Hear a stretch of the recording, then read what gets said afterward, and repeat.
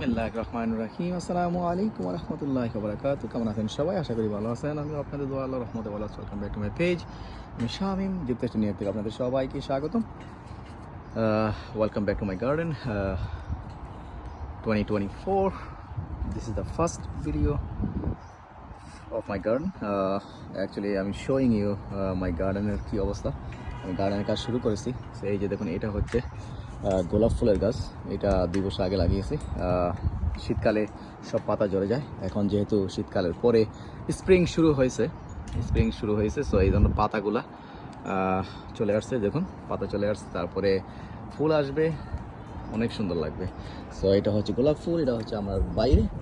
তারপরে এই যে এটা দেখতে পাচ্ছেন, এটা হচ্ছে আমার চেরি গাছ। এই চেরি গাছ কিন্তু দানা থেকে, বীজ থেকে আমি দানা লাগিয়েছিলাম। দানা থেকে এটা 2 বছর হয়েছে। এটা